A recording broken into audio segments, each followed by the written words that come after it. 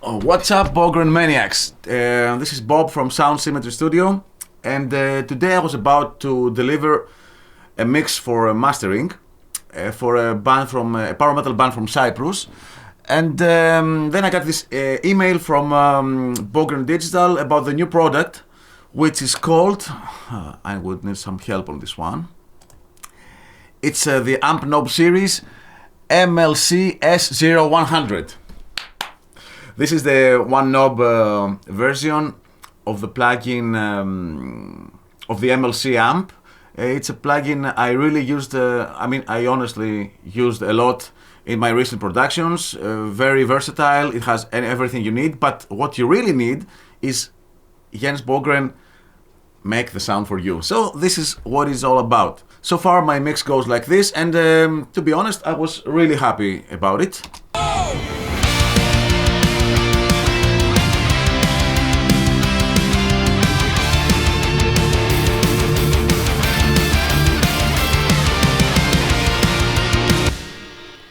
So the point is, can this new product make it better or not? Let's find it out.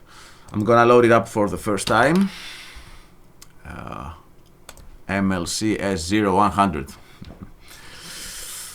And set a new bus for this. Group channel, select the tracks. We go stereo, and it's called MLC Guitars.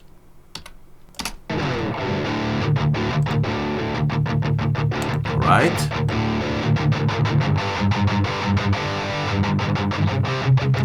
There's a breaking point somewhere around here.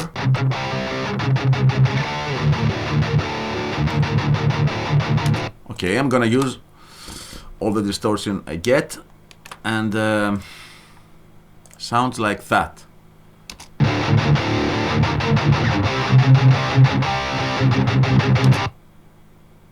Compact, modern sounding, but still it's like a metal sound, because I'm not a very big fan of this, brown sound as it's called, the modern guitars. I like to have a little bit more edge on it. This is our bass, and let's see how it sounds without doing anything, because that's the spirit.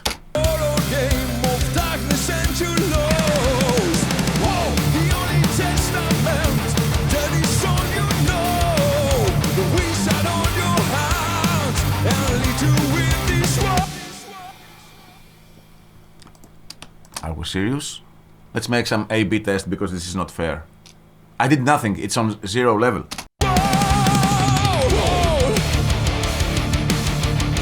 These are my guitars. They're recorded with it's the Kemper. That's why they are green.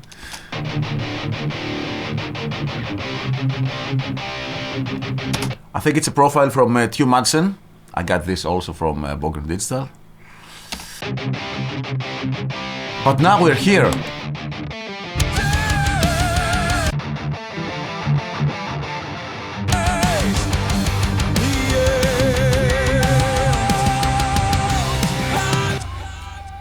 I don't know if I'm doing anything wrong, but it sounds better already.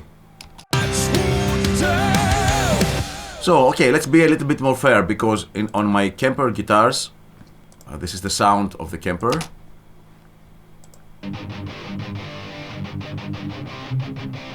I'm using this plugin, and gives me some exciter, some stereo imaging, and there is a little bit of limiting, but I'm not using it more as a limiter.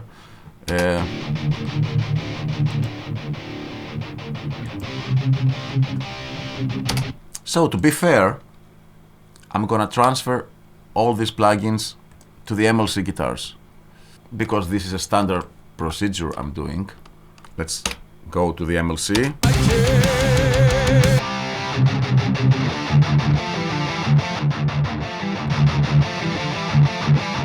Wow! I don't need this. The middle frequencies of the amp already, they're killer.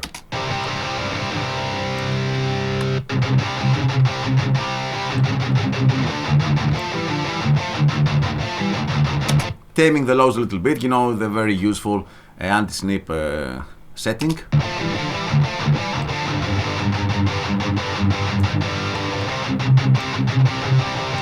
Alright, and then I always do some side chaining with the drums and the vocals.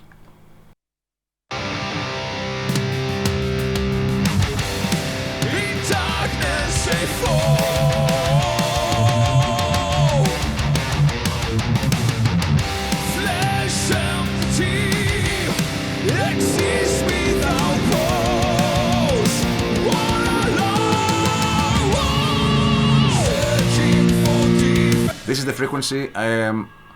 It's masking the snare, the low end of the snare, so I need this one.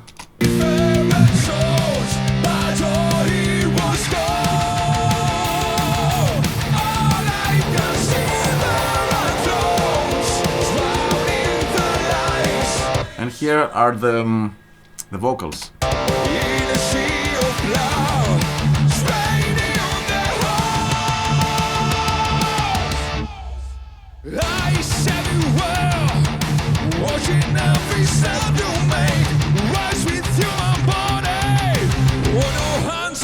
The exciter thing is a thing of matter of taste, so some people they don't like it. I like it because it reminds me of the earliest productions that they have this. This is the electric guitar, what it's about for me. And to finalize our guitars, they're recorded with 81, 85 pickups. I have this EQ cut preset.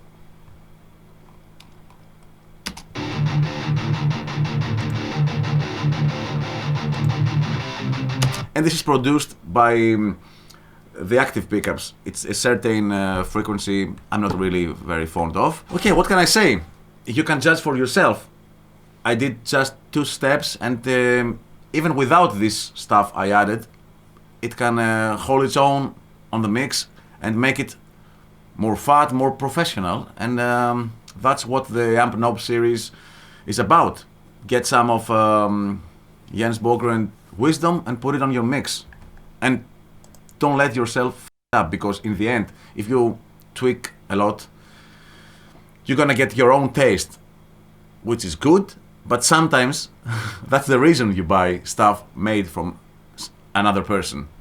If you like the sound he makes, then you use his settings and tweak them a little bit to fit your content. There are a couple more Bogren Digital products. It sounds like an advertisement, but I'm using this stuff, and you know, I make money with this, so there's nothing to be ashamed of. Let's go to the bass. The usual suspect is bass knob. Let's start adding the layers.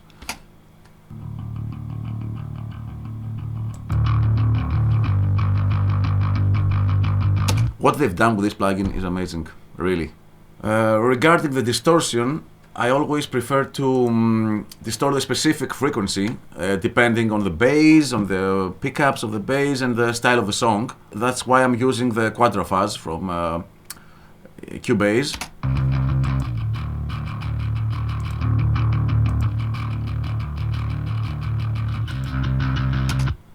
What I like in this is that it leaves the rest of the signal intact and just handles with a lot of detail. I mean, you can blend the mix, you can pan it, you can make it wider. Actually, why not? I have it on a stereo track. Yes. And then I compress it. I think it's sidechained to the drums, so there you go. The moment we've all been waiting is the drums, of course. I'm not using the cream drums. I'm using perfect drums with some samples.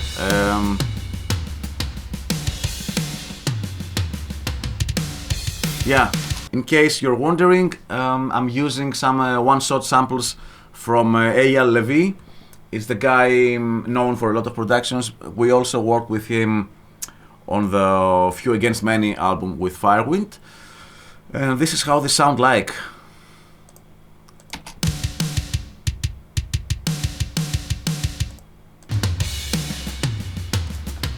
But what life could be without cream drums? And I'm using them as a parallel compression channel. I have done this. This is the raw export of the drums. I make them a little bit more narrow. And I smack the hell out of them. And let's see what they're doing to my drum sound.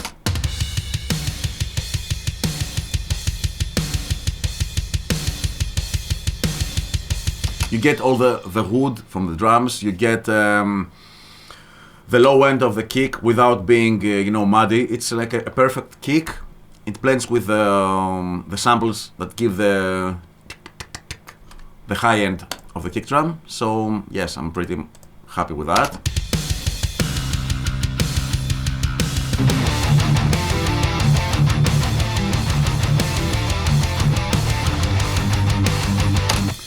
Moving upwards, we go to the keyboard channel.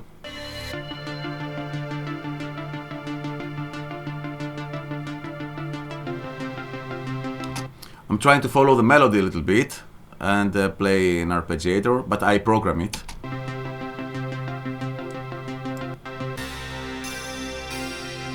For those who know me, this is my favorite sound, the piano wire.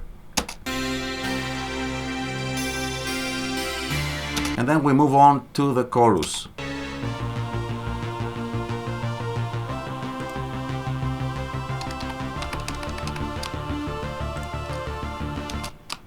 This could get a little bit higher, right? Alright. And the process I'm doing, it's minimal. I'm doing sidechain with the vocals, so because it's a middle thing. I leave some space for the vocals, and I'm using this live-saving preset from Easy Mix. It's called Keys Bass. Moving up to the vocals, I got these tracks raw by the guys. So we start one step at a time. There's some smoothing here, very subtle. There is a little bit more aggressive thing happening here. You might see this curve as a little bit aggressive, but you can see that the threshold is really tiny. I get a little bit more the sibilance out, and then I'm sorry to spoil it for you, but it's just an Easy Mix, the ambient vocal preset, and makes this.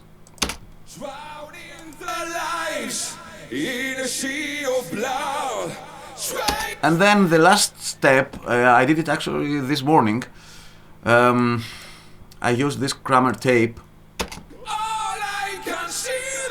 because I think that the vocals were a little bit all over the place. This brings them, kind of glues them together, like instead of being here, it's like through the tape it goes somewhere in the middle.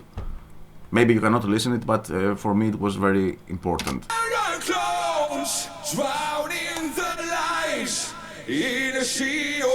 A little bit more focused, like this is the instrument, is the vocals. As you can see, I'm not using backing vocal tracks. I take everything through the main bass. It's easier, and I think the vocals interact better with each other. Like you have a higher level here, and the backing vocals are preset like a minus. Yeah.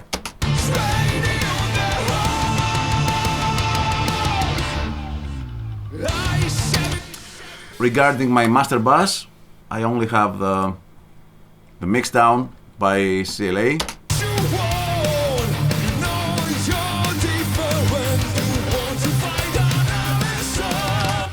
As you can see, it's on industry settings, and I'm using this glue feature, which brings a little bit the snare down, a little bit more compression, but also raises the other stuff around it. This is what I interpret it to do.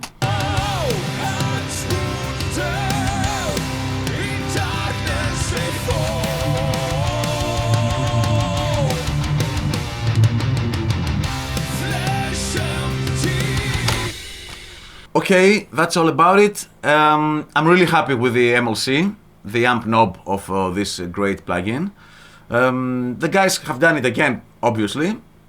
You can get this plugin at an introductory price at their website. For me, it's the best from the Ampknob series. Of course, until they make a new one. Thank you for watching, and thanks to Bogren Digital for making such products.